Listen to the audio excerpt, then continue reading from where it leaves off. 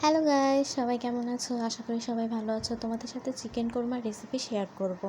মাংসগুলোকে লেবু, টক আর লবণ দিয়ে 1 ঘন্টার মতো মেখে রেখেছিলাম। তারপরে কড়াইতে তেল গরম করলাম, করে এক এক করে মাংসগুলো দিয়ে দিলাম। দিয়ে মাংসগুলোকে আগে ভেজে নিলাম। মাংসগুলো ভাজার হতে হতে আমি বাটিতে মশলাগুলো রেডি করে ফেলেছি। এখন তেল গরম করলাম।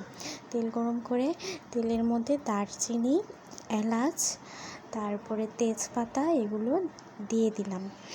দিয়ে ভালো মতো একটু ভেজে নিলাম। তারপরে পেঁয়াজ দিলাম। এখানে পেঁয়াজের পরিমাণটা খুব কম দিয়েছি, কারণ বাটা পেঁয়াজ দেওয়া হবে এজন্য।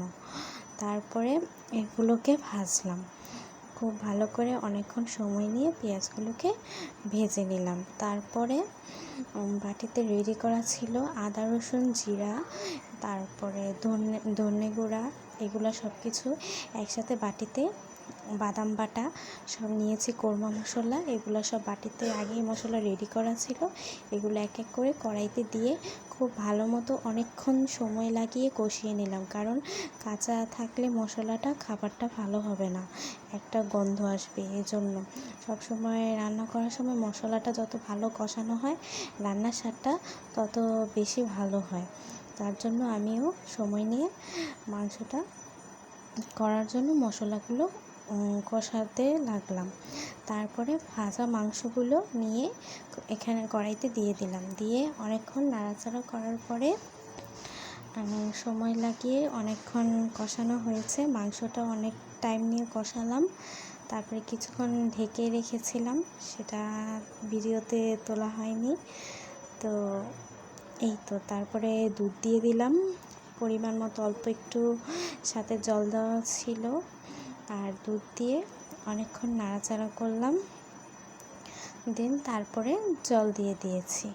ফার্স্টে একটু জল দেওয়া হয়েছিল, পরে আবার দুধ দেওয়ার পরে লেগে যাচ্ছিল, তার জন্য আবার একটু জল দিয়েছি। এই তো, ফুল কমপ্লিট রান্না এখানেই। তারপরে জলটা পরিমাণ মতো হওয়ার পরে নামিয়ে নিলাম। এই তো, চিকেন কোরমা কমপ্লিট। তারপরে অপর দিকে পোলাও রান্না করার জন্য হাঁড়ি বসালাম। সেখানে পেঁয়াজ কুচি দিয়ে, আদা রসুন দিয়ে, সব কিছু বাদাম বাটা দিয়ে পোলার চালটা দিয়ে দিলাম। অনেকক্ষণ নাড়াচাড়ার পরে পরিমাণ মতো পানি দেব। পানি দেওয়ার আগে মশলাগুলো ভালো মতো কষিয়ে নিচ্ছি। চাল দিয়েছি, সাথে কিছু কাঁচামরিচ দিয়েছি। সব কিছু তো ভিডিওতে এত ফুললি ধরতে পারিনি। তারপর দিয়ে দিলাম পানি পরিমাণ মতো।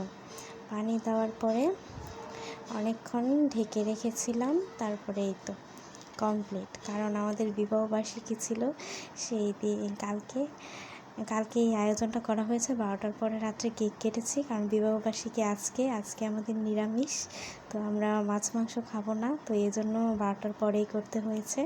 সবাই আমাদের জন্য আশীর্বাদ করো।